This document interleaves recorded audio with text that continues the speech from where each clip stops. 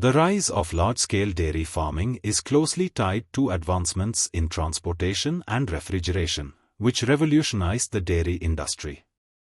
Before these developments, dairy production was limited to small, local operations because milk and dairy products are highly perishable.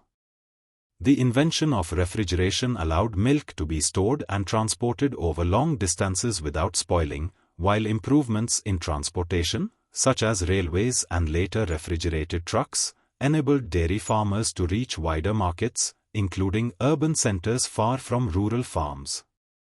These innovations supported economies of scale, encouraging the growth of larger farms capable of producing higher volumes of milk to meet increasing demand. Consequently, dairy farming shifted from a localized, small-scale activity to a globalized, industrial-scale enterprise, shaping modern agricultural practices and supply chains.